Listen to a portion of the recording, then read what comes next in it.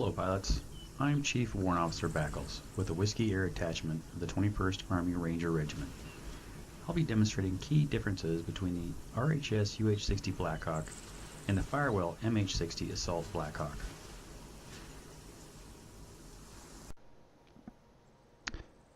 This video is for the RHS Blackhawk versus the MH-60 Assault. To start off, the RHS Blackhawks look very appealing. The color and design is more authentic. Flight characteristics are also more authentic. They can be configured with ESSS and additional weapons or fuel.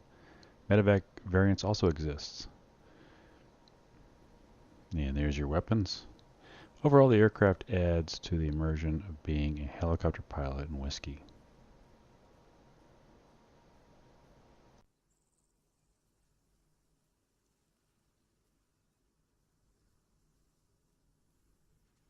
Alright, so I'm going to go over the Assault and the RHS Blackhawks real quick, just the countermeasure portion. Alright, so additionally I'm going to go over some of the interior and exterior features. So this one has the light, which is basically your landing light, and then collision lights. There's no wheel brake, right? And then for countermeasure, you have basic countermeasure burst and single. And that's it for the Assault. Hop out. Alright, let's go look at the RHS. RHS has better boarding animation. Alright, so you can see on the top left where we have the hull, engine, instruments, anti-torque, main rotor, and sling. Below that, you see the wheel brake. So if I scroll wheel down, I can take the wheel brake off, and you can actually see I'm already starting to roll back.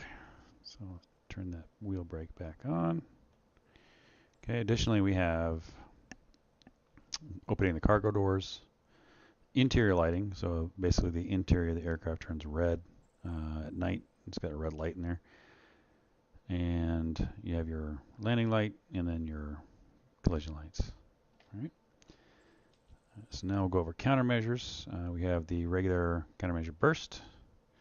Then we have timed, additional timed, and then we have the AN/ALQ-144, which is the electronic countermeasure. That's that disco light on the top of the aircraft. So there's more than one countermeasure we can use, which is great. So if you're flying into an LZ, an unknown LZ, you don't know what it's going to be like, or it's a deploy zone, you can turn that AN/ALQ-144 on as a precautionary, and you'll get that that timed burst.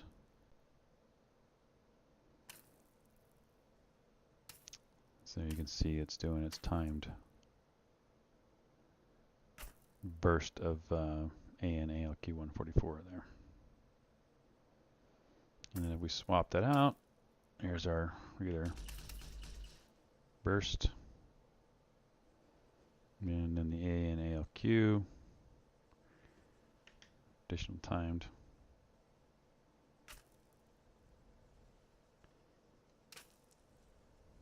So there you go.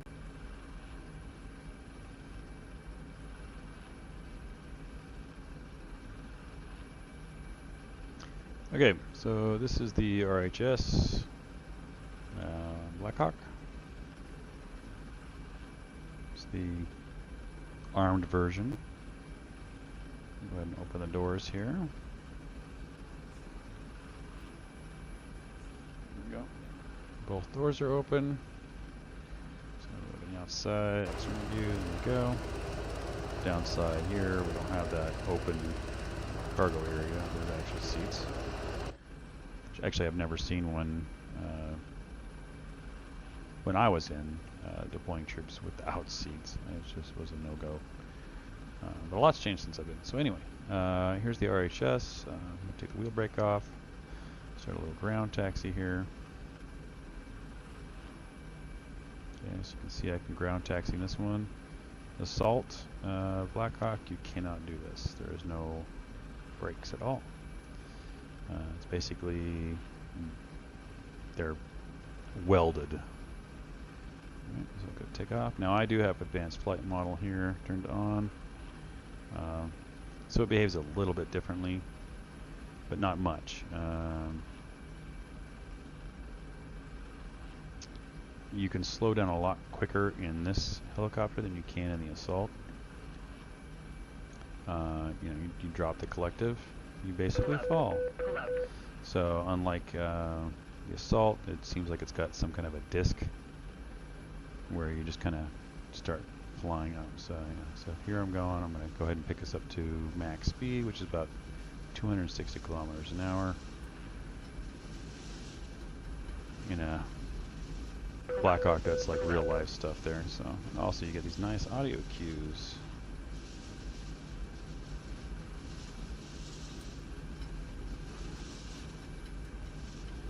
So almost there. About 260 is what I'm looking for.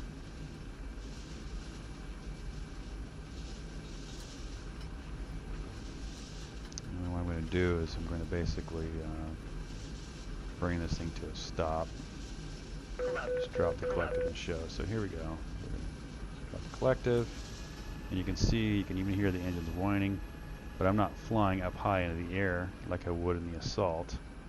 I've actually come down and bled all that speed off without getting, super high altitude. All right, wheel brakes are off. I'm going to come in, just put it down over here. Pretend this is an LZ. You want to stay below 45 when you come in, otherwise you can damage the landing gear. Alright, so there you go. I'll go ahead and switch over to the other one. Actually, you know what, let me go ahead and demonstrate auto rotate while I've got this sucker in the air, because this one with advanced flight model on is quite elegant. For auto rotates. So we will turn off the engine. I will drop the collective. Look for an LZ. Let's try for that. Over here. And come in. And there we go. Put her down. No problem. Alright, so I'll go ahead and start her back up.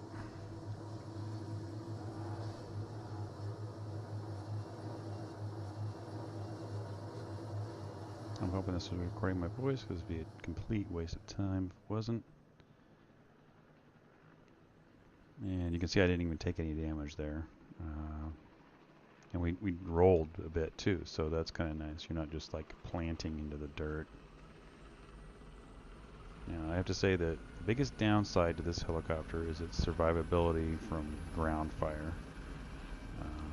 In that instance, it's more realistic, but it's also quite troubling because you know how the AI can be with their deadly accuracy. They aim and they shoot and they hit the main rotor and that's it. You're out. So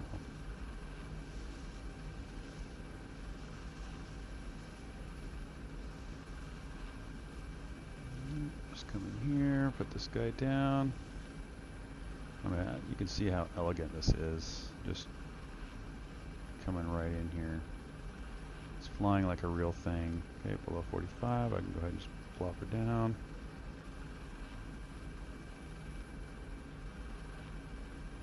Yeah, nice little roll on there. Shut down, I'll do the Assault version.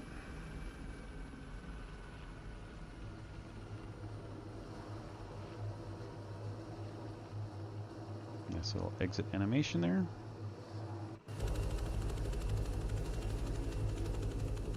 She's a beauty. Okay, Okay, so assault. No entry animation. No wheel brake. Alright, let's turn the engine on. It's still showing my advanced flight model, but this thing does not support it. Now bear in mind, for both of these aircraft, I'm using a HOTAS, so I have a throttle and a stick.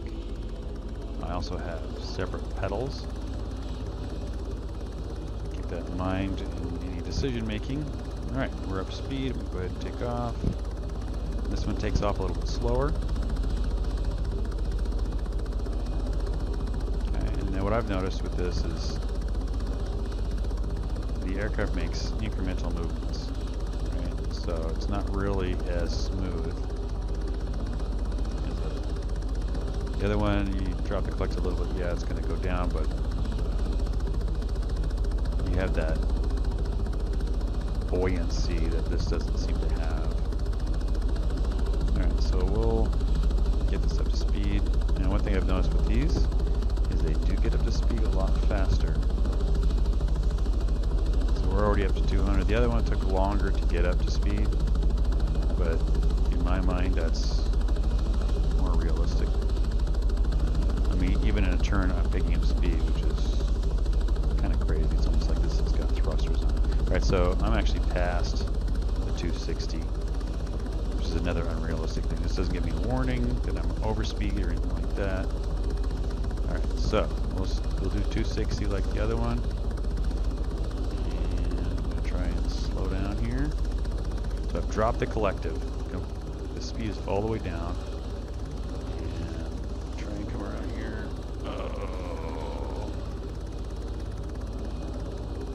Definitely not as smooth. As you can see when I dropped the collective, it just did not want to descend at all. Alright, so now we'll come into that same LZ.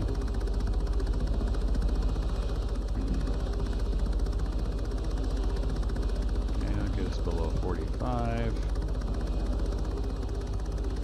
And put her down. And there I was below 45 and I took damage. It would not be what I'd consider a hard landing. Let's patch myself up. But it's because this thing does not have landing gear that works. So that's part of the problem. It doesn't have that give, right? So you have to be really gentle.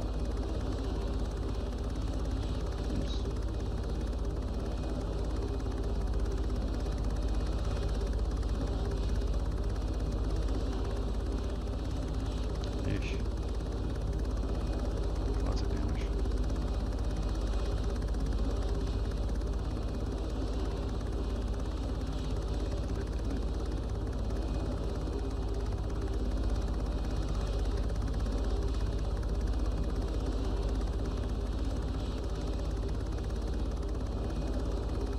It's a good thing I'm a whiskey pilot. And medevac, huh? Alright, so that's good. Do morphine, get rid of that pain. Oh, good. But, alright. We have some main rotor damage. Now, this one, because it's the way it's designed, it doesn't support the advanced flight model. It's more of a ARMA 2 port. When you shut the engines off and you apply your collective back, it will turn them back on. So try that again here. Now I'm going to turn them off. Alright, engines off. Coasting. For a good LZ. By that road should be good. This one, I'll put that over there. This one with the auto rotates, you basically just coast it at the ground. Because as soon as I pull on this collective, and I'll demonstrate, the engine turns back on. Oh. So it's really bad for testing auto rotations. But with that speed and that angle right there, I could have auto rotated without pulling in any collective with this aircraft. So that makes it another unrealistic advantage over the RHS beauty sitting right there. Look at that. Oh, it looks so pretty. Looks so much better than this one. An additional advantage would be we don't have this damn tube sticking out the front, right? So there's that. I'm gonna end it there, and I'll add it to my collection. And that's it. Additional side-by-side comparison of the RHS Blackhawk and the Whiskey Default Assault. Both aircraft support the standard passenger capacities and have gunner positions.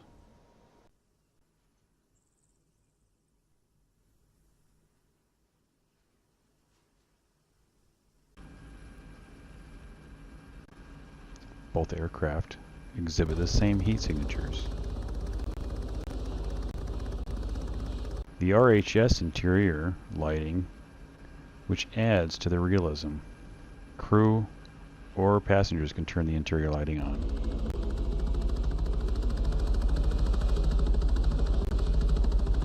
This is a demonstration of the MH-60 Assault survivability against an MBT machine gun.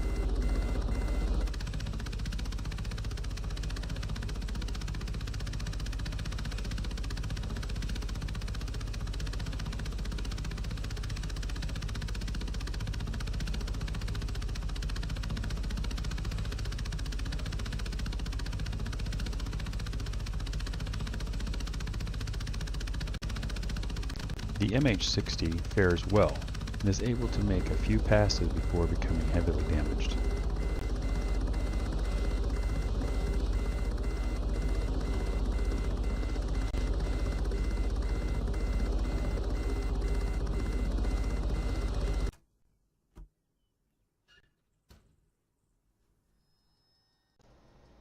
This is a demonstration of the RHS UH-60 survivability against an MBT machine gun.